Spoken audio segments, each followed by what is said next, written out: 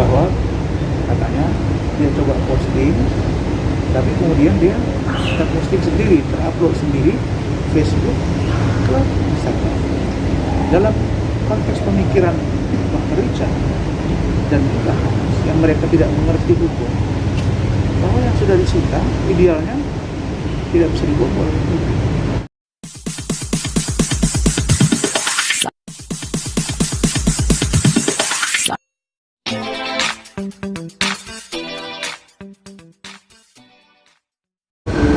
Dalam hal ini Dr. Reni Effendi bisa bersabar,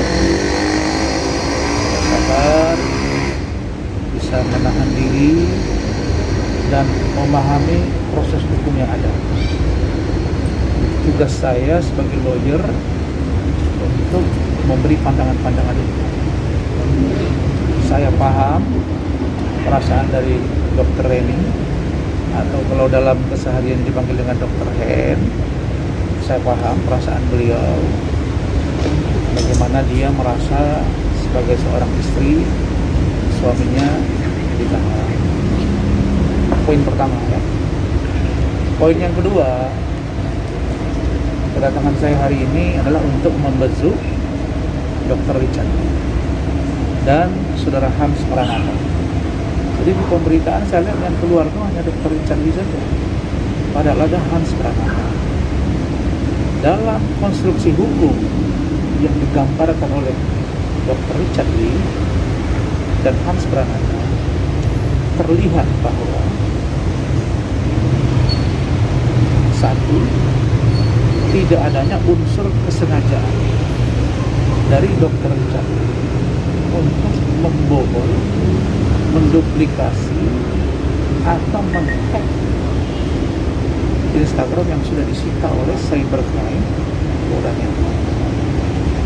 Tapi kalaupun itu dianggap sebagai sebuah kesalahan, maka dalam BAP, baik BAP sebagai saksi, tersangka, kemudian tambahan kemarin sore itu dengan terang, justru Dr. Richard itu hanya melaksanakan perintah dari saudara Hans Pranata.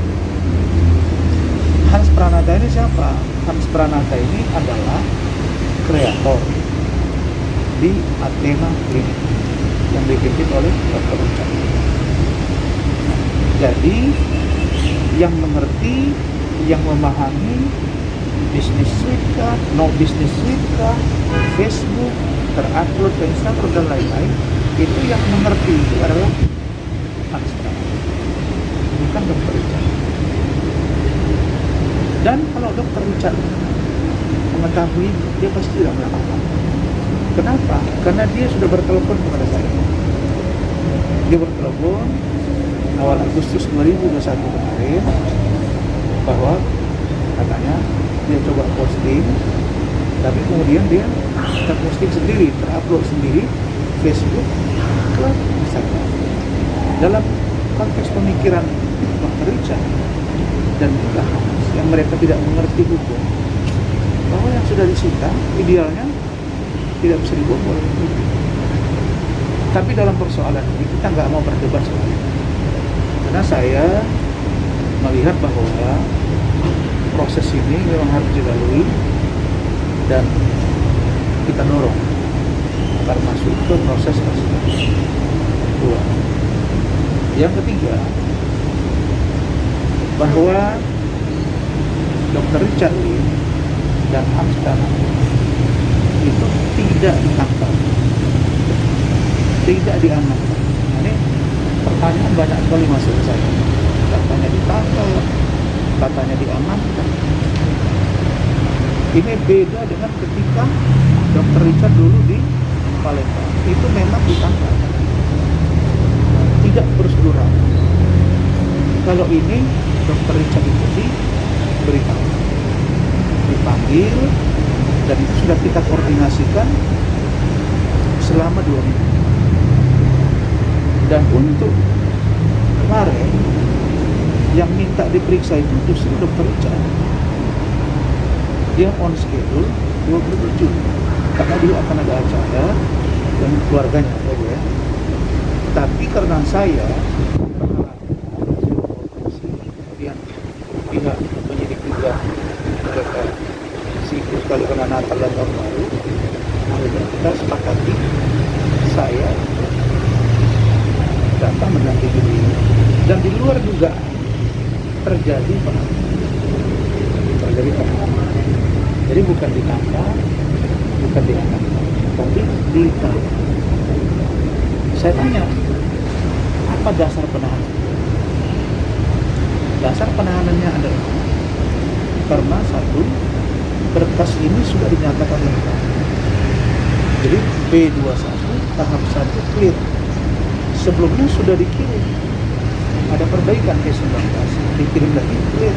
Hanya dibutuhkan tambahan saja. Jadi BAP kemarin itu 2 jam. Break sebentar, lanjut, selesai. Hanya kenapa sampai malam? Karena kita harus cek kesehatan dokter, kesehatan anak-anak dan fisik, supaya tidak terjangkit. Jadi maksudnya apa?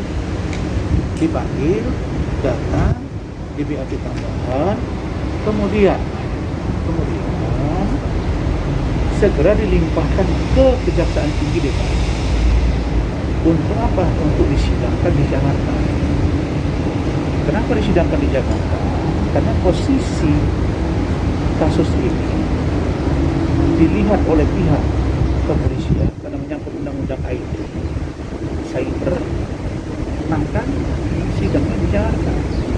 Dalam konstruksi hukum, sebelum dilakukan penyerahan dari pihak penyidik Polda Metro dalam bentuk unit 4 cybercrime, itu harus dilakukan proses kelengkapan data termasuk penahanan. Itu hak subjektif dari penyidik untuk dikirim ke kejaksaan. Nah, kenapa itu terjadi? Karena Dr. Richard berdomisili di Palembang. Nah, karena itu maka kondisi yang harus dilalui oleh Pak Dr. Richard adalah dia harus mengalami penahanan beberapa hari di sini dan akan dilimpahkan ke Kejaksaan Tinggi tidak sampai 1 minggu. Sudah bicara kemarin dengan saya di depan Dr. Richard, tidak sampai 1 minggu, insya Allah B21 tahap 2. Nah, nanti saya akan ajukan surat kepada Kejaksaan Tinggi untuk tidak dilakukan penahanan. Nah, sedangkan kemarin Dr. Richard itu ditahan, apakah sudah ada surat dari kami? Sudah.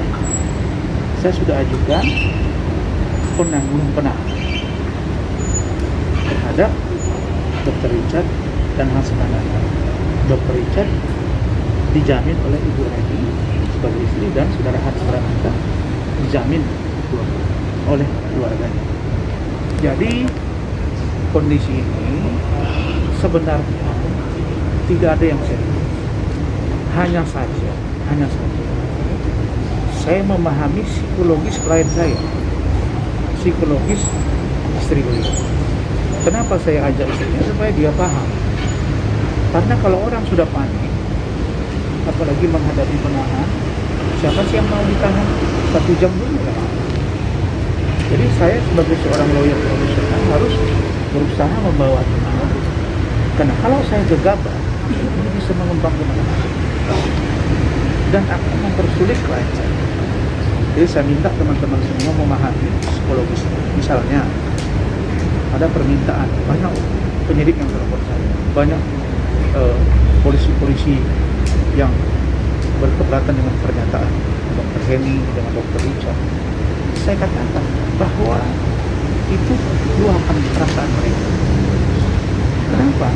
Karena memang pasal yang disangkakan itu berat dan masalah illegal access, dan ancaman hukumannya memang 8-10 tahun di atas 5. Tentulah Dr. Richard, Hans Pranata dan Dr. Reni sangat khawatir